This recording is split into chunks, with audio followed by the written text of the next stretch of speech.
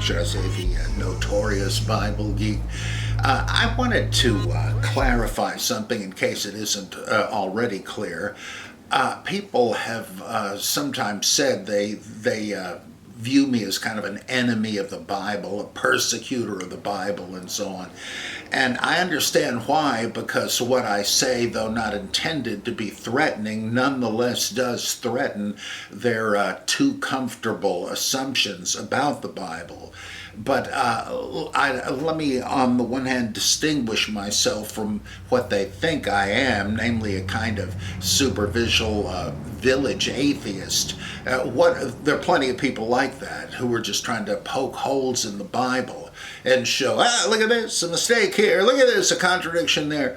I understand what they're doing. They're doing what Ingersoll did in The Mistakes of Moses. He said, look, it's important to show that the Bible is not the weapon that its wielders think it is, that it can just tell you what to do, which you may want it to do.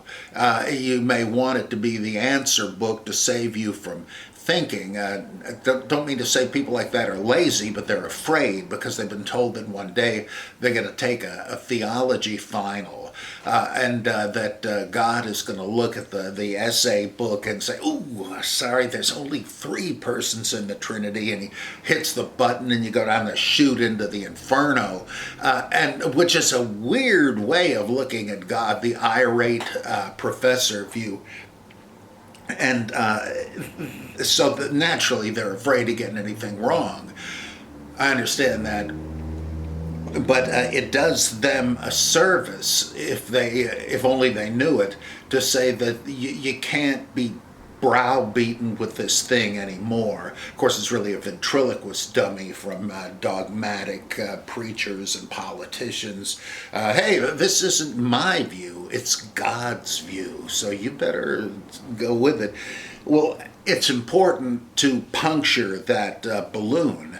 The Bible is not infallible and inerrant and so on. In fact, it almost wouldn't matter if it were, as long as it's still ambiguous. I mean, an ambiguous Bible is just as useless as an error-ridden Bible. But the thing is, these people see it, the village atheists see it just as a service to point out that the fundamentalist view is wrong.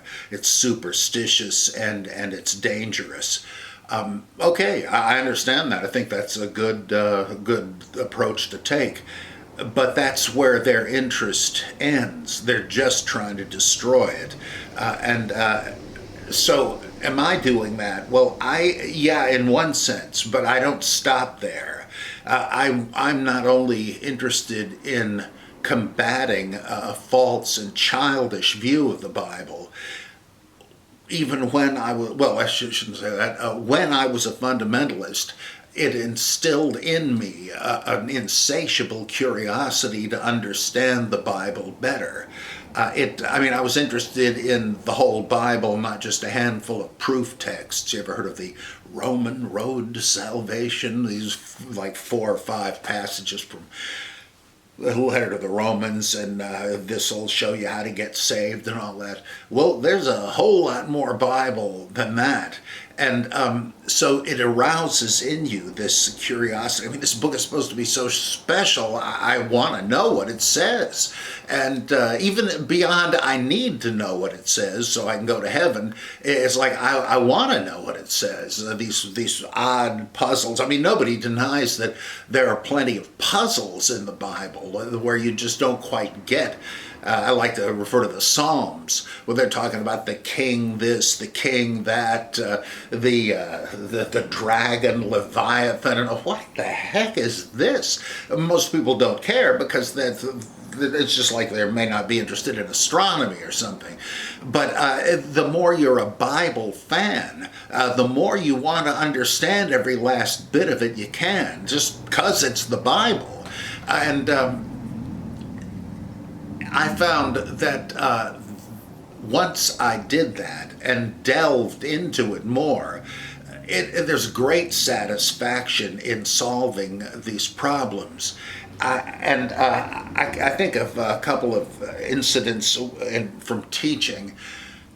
once at a college here in eastern North Carolina, James Sprunt Community College. I mean, nothing against the school, but even a name like that, it makes you think this is out of the... Strangely, on an episode of Tim and Eric, this guy says that he went to James Sprunt Community College. Holy mackerel, it does exist.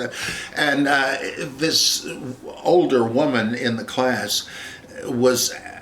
we were talking about, I guess, the flood stories or creation account or something.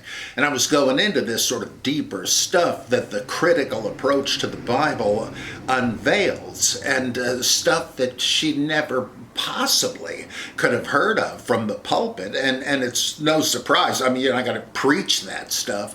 But she said, why have I never heard of any of this? And I said, well, quite likely the pastor just never heard of it. He was really it's more of a vocational thing, going to seminary. But then also, if they do know about it, they know they may be in trouble for rocking the boat, because some of this sounds so strange. Another little incident from back then, teaching at Mount Olive College.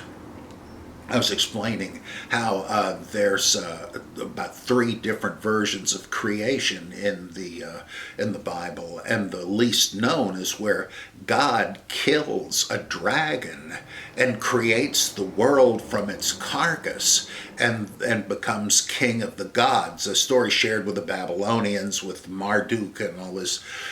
Well, one student went home and told her dad, who I think was a pastor himself, that I had taught the class that this was true, that God had created the world from the guts of a dragon. And so we had a meeting with the president of my school, who's a very broad-minded man. He's an evangelical, but he was very open, and it was actually simple. I said, I didn't say this is what happened. I was describing something that the ancients believed, and I mean, it'd be absurd and crazy to think for us that this happened. So pastors know good and well, if they got into any of this stuff, they'd get the same reaction. It would just shock people, and what's the point of that? So yeah, I told her, I'm not too surprised you never did hear about it. And it's at least controversial, and God is not the author of confusion. So, but the thing is, I see myself not as someone who attacks the Bible, but someone who defends it, strange as it may sound, because I am promoting a more thorough understanding of it with tools and data that most Bible lovers haven't the faintest idea even exists. They'll say boy, I wish we could straighten this one out. How did the heavenly voice at the Jordan say to Jesus, both you are my beloved son and this is my beloved son? Which one did he say? I've heard people say, oh, well, I guess once we get to heaven, we'll find out all that stuff. So you mean there's going to be a big Bible seminar in heaven with some professorial angel who's going to say, okay, I know you were... It's like a Saturday Night Live skit. This guy shows up dead at the pearly gates, and he asks the angel there, could you tell me now the most amazing thing that I would never have guessed? And the angel says, well, even now I can't do that because it will just blow your mind. But let's see, and so would this and that. Well, how about the 273rd most shocking thing? He says, okay. And he says, wrestling is real. And that's it. Well, that's going to happen when we get to heaven. Okay, problem number 1. It's going to take a long time. Well, my good news to people is you don't have to wait till you get to heaven if you get to heaven. I can tell you the answers to most of these things right now. And you may not like the answer, but, plenty of things to offend you, even in the Bible, even if you're a Bible believer. Give away all your possessions, and so on. So you shouldn't be afraid of being affronted by the Bible. So whose approach makes more sense? The one you hear in church that really just has to be content with insoluble problems and shoves it off to the afterlife? Or the one, in fact, an approach that makes problems, right? Jesus says this in passage A, but that in passage B, but both are the Word of God, so they have to both be true, but they don't seem to be in agreement. Your doctrine creates problems, and so my approach solves the problems, and I don't mean mine uniquely, I mean the whole critical enterprise. I think the approach is superior, that can make sense of the text. I don't see that there's anything more pious than understanding the text. It may not help you live a better Christian life, but of course most of the stuff in the Bible wouldn't anyway, no matter what you believed about it. Oh, you mean Bezalel was the guy that built the Ark of the Covenant? Who cares, right? Unless you just love the Bible for its own sake. And so I try to say to people, I love the Bible. That's why I got into this, and I grant you it's made it impossible for me to believe the Bible. But that's sort of childish. It's like it's time to put away childish things. It's like you as a Christian, you don't mind your kids thinking Christmas is all about Santa Claus and Easter is all about the Easter Bunny, but you assume that eventually they'll be able to look at it in a deeper and more adult way. Well, I'm saying the Bible is that way, that it's not about talking donkeys and talking snakes. It's not about a guy making the sun stand still in the sky, even if the ancients believed that. But you got to start asking, well, what is this story getting at? Did Jonah get swallowed by a whale?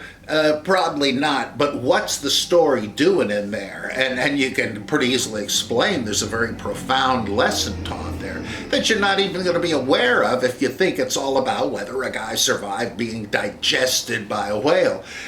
So you got to put away childish things. There is a commercial for this replica of Noah's Ark, which I find just unwittingly hilarious. This family of giraffes is thinking of going, and the adolescent girl giraffe is trying to convince her dad to go see it. Okay, finally, and then he's so amazed at how big it is that he faints. Yeah, now that's just what you want. You want to increase people's belief in Noah's Ark by having a bunch of talking animals pushing the thing. It shows it's all on the same level in a way. Is that the level at which... Oh, another one. Oh, I cringe at this every time. They say it's time to settle back and relax and listen to a bedtime story from the Bible. What? I mean, the Bible is now a soporific. The Bible is like Unisom or melatonin or something. No, that's not the idea of the Bible. You're just, it's like you've checked into the faculty parking lot. You're going to park your faculties outside. Because of the Bible? I don't think so. I mean, Christian or non-Christian, that cannot be right. So I say, if you may have to make the same choice, you may come to the same fork in the road, that, now that I know about the Bible, I see how inappropriate the dogmatic approach to it is. It's like saying, well, the Bible is blue. Huh? Well, how does that category apply?